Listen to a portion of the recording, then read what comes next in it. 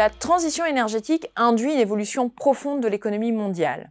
Elle induit une augmentation importante de la consommation d'électricité avec les efforts cumulés de l'électrification des procédés industriels et de la production de chaleur, l'électrification des moyens de transport individuels et collectifs et l'électrification des usages domestiques. Selon le dernier rapport de l'Agence internationale de l'énergie, la demande mondiale en électricité bas carbone est appelée à croître de manière exponentielle au cours des prochaines décennies. Cette augmentation des consommations soulève des défis majeurs en termes de production d'électricité bas carbone, de maintien et développement d'infrastructures de transport et de stockage de cette électricité, de garantie d'une sécurité énergétique. Le défi est d'autant plus important que l'adaptation à l'augmentation des températures va demander un surplus d'investissement dans les infrastructures existantes. Les moteurs de la croissance de la demande en électricité bas carbone sont donc l'électrification des transports, notamment avec l'essor des véhicules électriques, mais de la même manière, le recours à l'hydrogène pour le transport maritime ou routier va exiger une production très importante d'électricité pour produire une quantité suffisante d'hydrogène bas carbone. Les politiques publiques favorisant l'abandon des énergies fossiles stimulent donc le passage vers des usages bas carbone qui reposent généralement sur une électrification massive.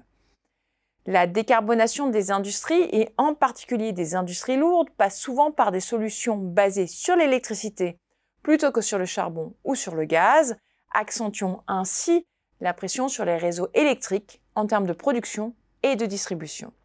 Par ailleurs, l'expansion des technologies numériques, comme l'intelligence artificielle et les capacités de stockage de données, contribue également à augmenter rapidement la consommation d'énergie. La demande mondiale d'électricité devrait donc croître de 4% par an en moyenne jusqu'en 2027, soit le rythme le plus soutenu enregistré depuis plusieurs années, voire décennies. Les défis sont donc importants pour répondre à cette demande croissante. Il faut investir massivement dans la capacité de production électrique. Les énergies renouvelables, notamment le solaire et l'éolien, sont appelées à jouer un rôle central. Cependant, leur intermittence pose des problèmes de stabilité du réseau. Le stockage de l'énergie devient un enjeu essentiel, avec un besoin croissant en batterie et en solutions de stockage longue durée. Le développement du nucléaire est également envisagé comme une solution viable pour fournir une électricité bas carbone fiable. Par ailleurs, les infrastructures électriques actuelles doivent être modernisées. Le vieillissement des réseaux de transmission et de distribution représente un risque majeur pour la résilience énergétique. Des investissements massifs sont nécessaires pour prévenir les coupures de courant et garantir un approvisionnement stable.